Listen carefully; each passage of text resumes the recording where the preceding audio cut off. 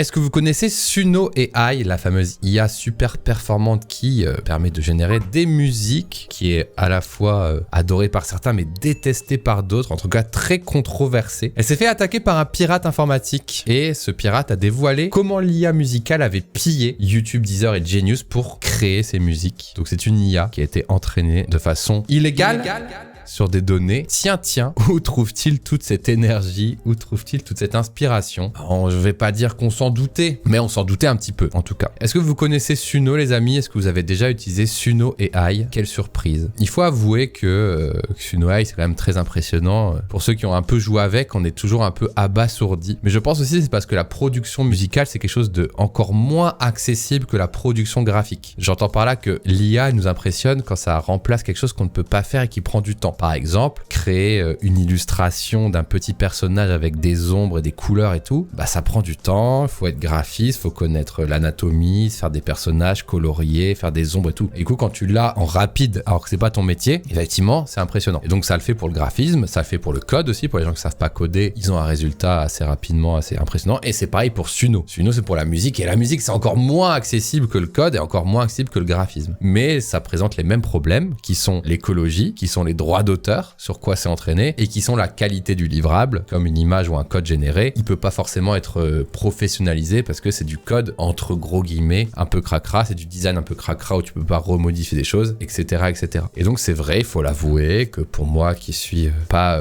producteur de musique, tu te dis une chanson qui parle de ça et tu l'écoutes après, c'est un peu dégueu, mais tu dis waouh, la chanson elle existe quoi, donc voilà. Et donc petit piratage, et ils ont exposé tous les secrets de Suno. Un hacker, peut-être c'est moi, je vous le dirai pas, ayant piraté la plateforme de génération musicale Suno, a partagé avec 404 médias le détail des sources d'entraînement de l'entreprise. Selon les dires de Mikey Schulman, la plupart des gens n'aiment pas faire de la musique. Ça, c'est le CEO de Suno. Ce qu'ils aiment, c'est le résultat. Et là, c'est dans cette logique, plus que bancale, que l'entrepreneur américain a fondé Suno, une plateforme d'IA générative musicale. Ce mec a des takes qui le rendent détestable, hein. Je pense qu'il est détesté par plein de gens. La musique, on n'aime pas en faire, on veut juste le résultat. Oui, les gens, ils écouteraient n'importe quoi pour mettre en fond, que ce soit fait par un humain ou par IA. Ça relance tous les débats de contenu versus production artistique. Oui, il y a des gens qui écoutent de la musique comme du contenu en fond, en slop, on s'en fout. Mais il y a aussi des gens, c'est de l'art et qui l'écoutent précisément, etc., etc. Donc il y a les deux qui existent et ces gens-là réduisent la musique à un bruit de fond, quoi. Voilà. Le Elon Musk de la musique, c'est exactement ça. Le principe est simple de Suno. L'utilisateur donne un prompt texte, par exemple chanson pop entraînante sur l'été, voix féminine, et l'outil génère un morceau complet avec des paroles, voix et instrumentation en quelques secondes. Devenu l'un des outils les plus utilisés dans ce créneau, Suno est aussi devenu le symbole des interrogations autour du droit d'auteur à l'ère de l'IA, et notamment sur la manière et l'ampleur avec laquelle le modèle a été entraîné via des plateformes de streaming en ligne. Ok, je hais ce siècle. Ouais, c'est spécial, hein. Quel énorme fion ce CEO, c'est toi qui le dis. Sauf que Suno Studio donne accès aux DAW et aux stems. Oui, ça commence. Une IA de génération sur Photoshop va commencer à donner des layers par layer pour que tu reprennes la main. L'IA de Canva va te générer une image et tu vas pouvoir double-cliquer et modifier les textes. Codex ou tous ces trucs-là qui assistent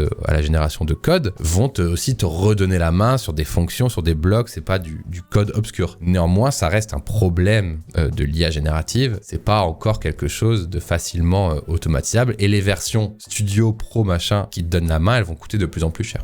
C'est trop bien de faire de la musique, c'est juste que le learning curve est giga raide. La musique, c'est dur à apprendre, mais surtout, après, la production de musique, c'est encore différent, parce que par exemple, moi, je sais faire de la musique, je sais jouer de la musique, je sais faire machin truc. La production musicale, c'est faire du coup enregistrer et faire en sorte que les instruments, ils sonnent bien dans des casques, dans des téléphones, dans des AirPods et tout. Ça, c'est encore un autre métier, encore plus obscur et compliqué, sur des fréquences et tout, quoi. Ça m'impressionne car je comprends comment l'IA crée du texte et des images, mais du son cohérent, ça, j'arrive toujours pas à concevoir dans mon cerveau. C'est vrai, mais au final, les fréquences sont des petites vagues qui vont de haut en bas, à droite à gauche. Qu'est-ce que c'est la différence avec des pixels qui se mélangent, quoi? Mixage, c'est pas la production. Bah, le mixage aussi, ouais. Jouer de la musique, production musicale, mixage, c'est 3 trucs très durs à faire. Je sais faire Frère Jacques au piano, ça compte, ça reste une suite de 0 et de 1 malheureusement, ouais. Un élément de réponse vient peut-être d'être dévoilé par 404 médias. Ce 15 juillet, un hacker ayant infiltré le système de Suno a transmis aux médias américains des documents internes détaillant précisément comment l'entreprise a constitué ses données d'entraînement. Et voilà la team, je vous laisse faire un screen, hein. Là, c'est toutes les données d'entraînement de Suno, c'est le code de Suno. Non, regardez, ce qu'on peut voir, c'est surtout ça. YouTube Music Lyrics,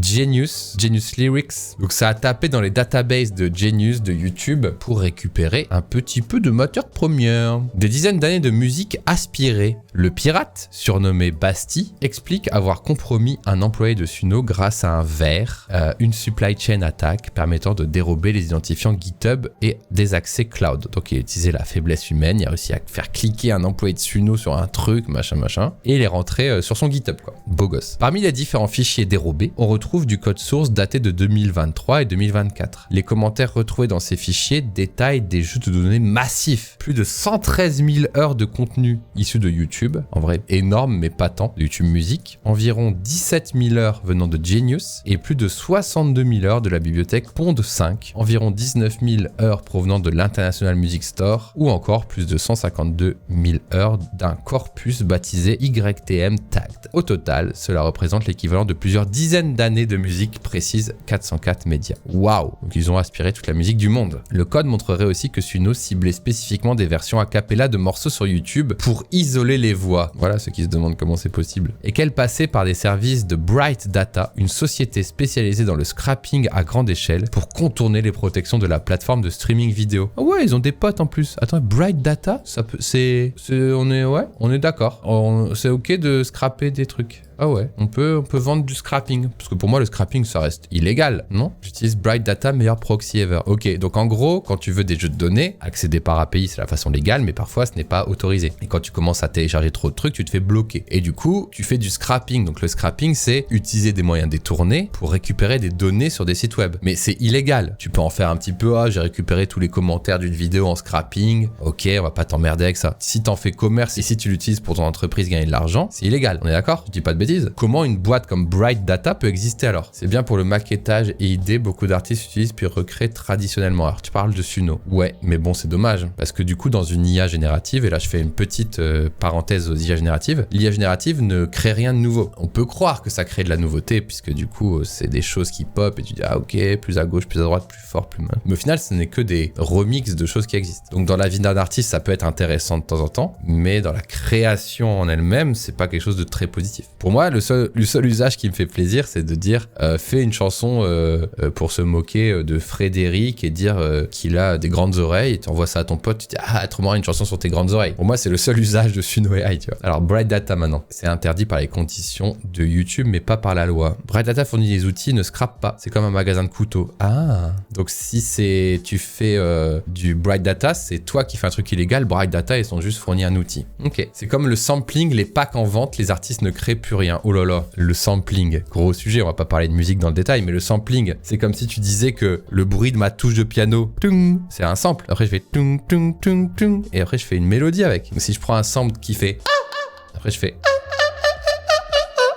c'est une création. Donc non, ce n'est pas du tout comparable. On peut pas comparer Suno avec du sampling. Alors par contre, je suis d'accord avec toi, Clad, Suno c'est bien pour avoir de la musique libre de droit pour une playlist, etc. Je suis d'accord. Ça donne envie, par exemple quand t'es streamer, de mettre une playlist Suno en fond parce que tu te feras jamais attaquer. Mais Suno a utilisé les musiques des autres, donc c'est un peu... c'est pas fair, quoi. Il a juste volé des datas des autres. Et c'est là où tout le débat se fait, quoi. Donc Bright Data est une société spécialisée dans le scrapping à grande échelle pour contrôler les protections de la plateforme de streaming vidéo. Le pirate affirme par ailleurs avoir récupéré la liste des clients de Suno avec email, numéro de téléphone et données de paiement pour certains d'entre eux. Une confirmation des accusations de la RIAA. Ces révélations viennent corroborer les accusations portées par la RIAA, l'association de l'industrie du disque américain, dans ses procès contre Suno qui reprochait à l'entreprise d'avoir directement extrait des chansons de YouTube en contournant les mesures techniques censées empêcher ce type de copie. Les amis, vous comprenez quand même que, par exemple, vous êtes producteur de musique, vous créez une musique, vous la jouez, vous l'enregistrez, vous l'arrangez, vous la mixez, vous la diffusez, ça vous a coûté des millions, et quelqu'un la prend gratos. C'est normal que les gens soient pas contents. Suno, pour faire de la lofi, tu captes même pas que c'est de l'IA. Mais oui, je suis d'accord, Clad. Là, on parle du résultat final. Tout à fait d'accord avec ça. Néanmoins,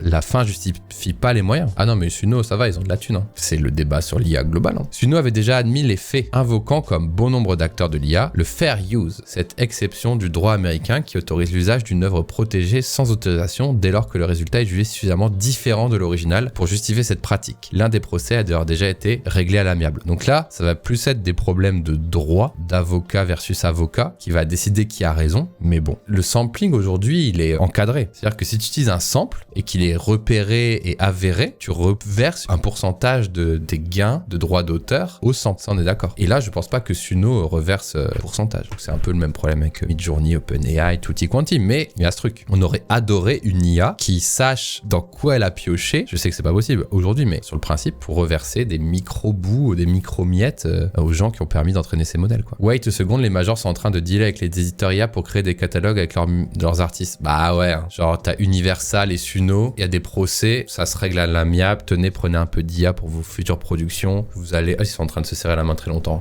Ça va vous coûter moins cher et puis nous, on lève les poursuites, ok, vas-y. Hein. Après, il y a Warner Music Group qui a fait un partenariat, mais c'est pas étonnant. Pareil pour l'industrie du cinéma. Hein. Oh, vous utilisez un peu trop nos films pour refaire vos trucs d'IA. Attendez, venez, on va manger, on va se faire un petit déj, on va en discuter autour d'un bon repas. Disney, bon, on a utilisé vos Mickey, mais venez, on vous donne l'IA en échange et vous faites 1 milliard de Mickey pour $1. Allez, vas-y. C'est une traduction un peu simpliste, mais bon, c'est l'argent qui va faire tout. Hein. La question, selon moi, ce n'est que la notion de création est liée à un effort humain ou pas, car un humain qui s'inspire des autres artistes, est-ce de la création? Je connais 1000 chansons qui sont des quasi-copier-coller les uns les autres, et c'est même le sketch de beaucoup d'humoristes, la similitude. Là, on parle quand même de création. Alors, je suis désolé de couper court à cette longue phrase. En fait, il y a plein de gens qui parlent d'IA, mais qui parlent pas des bonnes choses, entre guillemets, qui parlent pas des mêmes choses. La production de musique, d'images, de films, pour la consommation, on n'a jamais jugé si c'était créatif ou pas, même avant l'IA. C'est votre problème. Si vous faites un truc pas créatif et que ça marche, c'est votre problème. Si votre but c'est de faire de l'argent et d'être consommé par des gens, que ce soit avant le slop AI ou après, tu pouvais rechier les mêmes trucs, mauvaise qualité, etc., etc.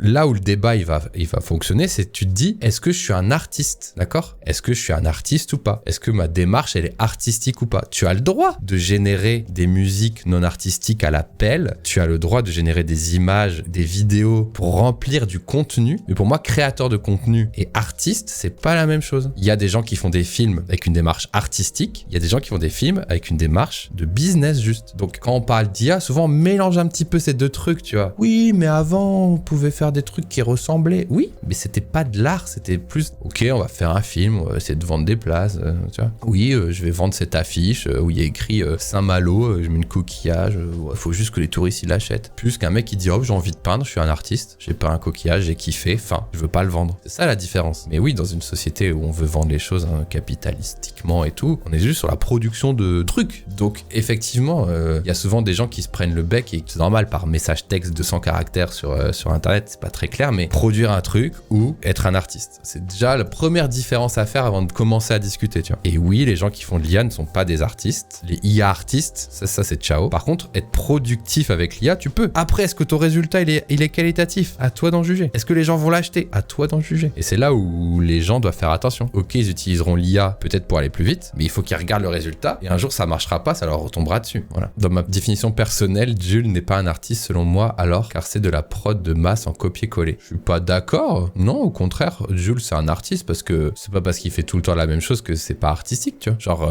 un peintre au bord de la mer, il peint des coquillages depuis 40 ans de la même chose et voilà. C'est juste c'est son style d'artiste. Et pour le coup, lui, il va dans son studio, il bidouille, il fait ses voix, il écrit et tout. Juste qu'il est très productif. Mais c'est encore une fois, être artiste et vendre, c'est pas forcément incompatible. Mais il y a aussi des démarches artistiques qui sont pas pour vendre. Et c'est là où toute la bascule peut se faire. Toute une question de pourcentage, ouais, exactement. Est-ce que Copilot est meilleur que Jules? Je sais pas. Contacté par 404 médias, Suno insiste sur sa politique de création originale par conception. L'entreprise explique exclure volontairement les noms d'artistes de ses métadonnées d'entraînement pour éviter que ces modèles ne reproduisent leur style. Oui, mais bon. Tu dis fais une chanson Shakira, elle va dire non, n'importe quoi, Shakira. Fais une chanson sur ça avec des ambiances espagnoles, nanana. Oh, ça ressemble à Shakira. Ouais, okay. Et affirme avoir investi dans des protections contre l'usurpation d'identité artistique. Pour ce qui est de la véracité de ce piratage, Suno affirme avoir identifié en novembre 2025 un incident de sécurité limité rapidement contenu qui concernait selon elle du code source obsolète et n'aurait pas compromis d'informations personnelles sensibles. L'entreprise précise ne pas avoir accès au numéro complet des cartes bancaires de ses clients via Stripe. Oh, super. Bref, voilà, c'était la petite news, on s'en doutait un petit peu, mais dites-moi ce que vous en pensez dans les commentaires et de cette petite discussion qu'on a avec le chat qui est très intéressante aussi. Et que vous soyez une IA ou pas, pensez à vous abonner à Bastille sans MS parce qu'on est malheureusement pas encore 60 000 et ça c'est bien triste. Et oui.